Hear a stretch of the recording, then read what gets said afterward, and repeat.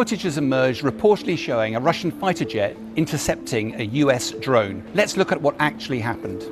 The US was operating an MQ-9 drone over the Black Sea in international airspace. It claims that two Russian fighter jets, Su-27 flankers, intercepted the drone, and in the subsequent engagement, the fighter jets tried to dump fuel over the US drone and subsequently ended up hitting the tail of the drone and ultimately ending up downing the US drone. The Russians, of course, denied anything like that happened.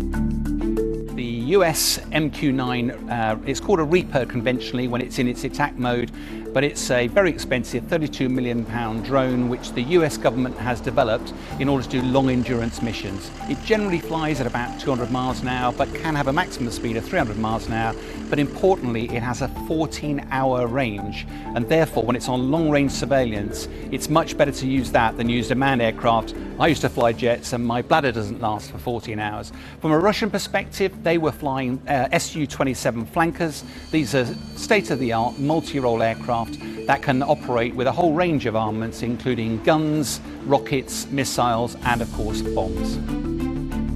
What that video shows is two separate passes by the Russian fighter aircraft. On the first one, the Russian clearly starts to dump fuel and then tries to wash that fuel over the MQ-9 drone, but it doesn't seem to cover the engine with that drone. So the second attack by what looks like the same aircraft, but it could be the wingman, gets even closer to the drone and this time actually impacts it.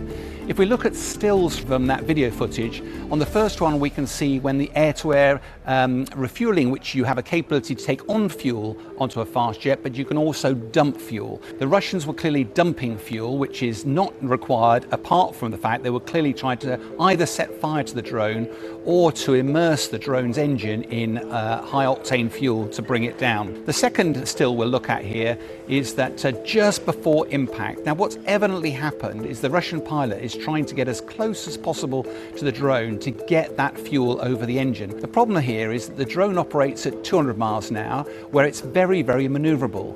A military fast jet can fly 8 times the speed of that, but at 200 knots, it doesn't fly very well. It's not very maneuverable. And what's evidently happened is the Russian pilot has got too close, and you can see from the curve of the fuel coming out of his aircraft that at the very last minute, he realizes he's getting too close. He frantically pulls back on the controls and actually misjudges it and hits the back of the drone, undoubtedly impacting the propeller, which unfortunately in these drones can't take much damage before it is destroyed, and the drone has nowhere else to go but down. Now, one might argue that when Reaper aircraft is operating really close to Russian airspace, that's intimidating. But the harsh reality is that Russia cannot try and shoot down or knock down any aircraft in international airspace. To do so is actually an act of war. What looks very likely to happen on this occasion is that the Russians would not have intended to hit the drone, because as a former fast jet pilot myself, you would not want to compromise your aircraft safely. Almost certainly this was Russian pilot incompetence that led to this. But it just demonstrates just how difficult it is when tensions have risen, that one little event, one little accident can have all sorts of unintended consequences and potentially escalate this whole conflict.